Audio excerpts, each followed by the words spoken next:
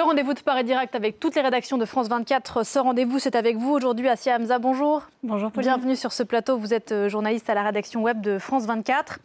Vendredi prochain, 18 mars, marquera le 60e anniversaire de la signature des accords d'Évian. Après 132 ans de colonisation, ce texte signé entre la France et les représentants du gouvernement provisoire de la République algérienne a mis fin à plus de 7 ans de guerre et ouvert la voie à l'indépendance de l'Algérie.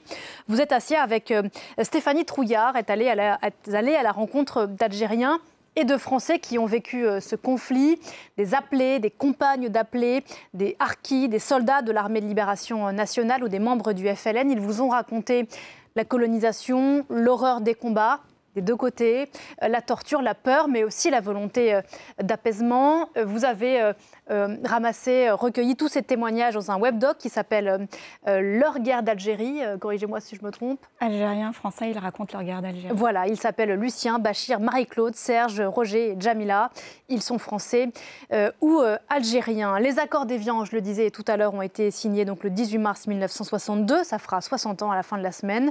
Le cessez-le-feu est entré en vigueur le 19 mars 1962. Ce 19 mars, c'est une date très importante. Effectivement, Pauline, c'est une date très importante parce que ça met fin à 7 ans d'une guerre sans nom qui a traumatisé plusieurs générations de Français et d'Algériens. En 1954, quand les événements ont éclaté en Algérie, on n'a pas du tout pris conscience de ce qui se passait. La France, le gouvernement français, par l'intermédiaire du ministre de l'Intérieur qui était François Mitterrand, a envoyé quelques compagnies de CRS pour une banale opération de maintien de l'ordre. Et ensuite, on est rentré dans un engrenage.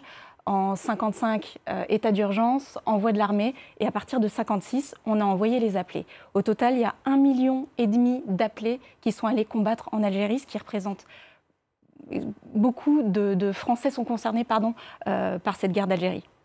On a beaucoup parlé, entre autres choses, bien sûr, et on est là pour évoquer quelques pistes qu'on peut retrouver bien sûr plus en profondeur dans votre webdoc, du traumatisme de ces appelés. Pourquoi ? Eh bien, tout simplement parce qu'ils ont à peine 20 ans quand ils débarquent en Algérie, un pays dont ils ne savent rien. On leur donne un fusil, ils découvrent la réalité de la guerre, de la torture et la réalité du colonialisme. Et leur service militaire va être très très long. C'est une éternité quand on a 20 ans. Il va durer 18 mois, 28, voire 30 mois. Et lorsqu'ils sont démobilisés, ils reviennent en France et le sujet va rester tabou. Il a fallu attendre 1999 pour qu'on reconnaisse qu'il s'agissait d'une guerre. Côté algérien, il y a aussi un traumatisme, mais qui est assez différent. Comme le souligne Bachar Hadjadj, qui est l'une des personnes que nous avons rencontrées, qui est soldat de l'ALN, le traumatisme côté français était psychologique. Côté algérien, il s'agissait plutôt d'une douleur physique. Ils étaient moins bien équipés, ils ont souffert du froid et de la faim. L'ALN étant l'armée de libération nationale, qui est le bras armé du Front de libération nationale, le FLN. Alors on voit quelques-unes des photos voilà, de ceux qui ont témoigné dans ce webdoc. Là encore, il y a une forme d'urgence parce que le temps passe et la mémoire d'une certaine façon se perd aussi. Quels sont les témoignages peut-être qui vous ont le plus marqué ? Alors déjà, je voulais souligner qu'il a été important pour nous de donner les deux regards, des regards croisés, parce qu'on voulait vraiment que les gens prennent conscience, vu que la guerre d'Algérie est quand même assez mal connue, que c'était un traumatisme des deux côtés. J'ai beaucoup été émue par tous les témoins, mais Bachar Hadjadj m'a émue parce qu'il a été mobilisé, il a fait son service militaire pour la France. C'était le service obligatoire. Il a été envoyé ensuite en Kabylie. Et là, on lui a demandé de mater ses frères, comme il le dit. Et c'est là que ça a forgé l'anticolonialiste qu'il est devenu. Quand il a été démobilisé, il est rentré en France et il a rejoint l'ALN et il est parti combattre à la frontière tunisienne. Il y a aussi Roger Winterhalter, qui est un enfant, fils de résistant alsacien, qui se définit comme un danseur de bal, un joueur de foot. Il a 22 ans quand il arrive en Algérie et en 61, il a basculé de l'autre côté, il a rejoint le FLN, il a fait partie d'une des rares cellules infiltrées au sein de l'armée française. Il a toujours tué son histoire et en 2012, il a décidé de la raconter. Et là, ça a été un basculement. Il a eu un flot d'insultes, on l'a accusé de traîtrise, des menaces de mort.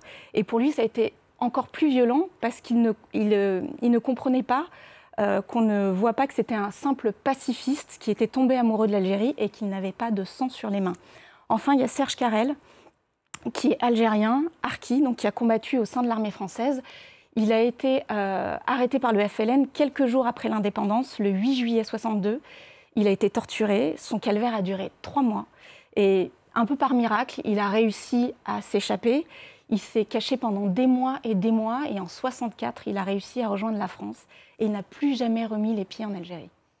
En quelques mots, Assia, pour conclure, il y a bien sûr cette date anniversaire et puis les commémorations qui iront avec, mais vous le redites, vous nous le redites, vous avez pu encore une fois en témoigner, 60 ans plus tard, ce traumatisme de la guerre d'Algérie, et pas que pour ceux qui l'ont vécu directement, est très prégnant de part et d'autre de la Méditerranée. En fait, quand j'évoquais le tabou tout à l'heure, il y a des générations et des générations de Français qui ont eu des parents, des grands-parents, qui ont été concernés par la guerre d'Algérie. Et que ce soit en France ou en Algérie, on ne parle pas de ce qui s'est passé. Donc il y a une sorte de méconnaissance qui fait qu'aujourd'hui, ça reste assez douloureux de savoir ce qui s'est passé. Il y a tout un fantasme qui reste à enlever. Merci beaucoup, merci d'être venu nous présenter ce webdoc donc, qui est déjà en ligne sur le site de France 24 et que vous co-signez avec Stéphanie Trouillard, qu'on salue.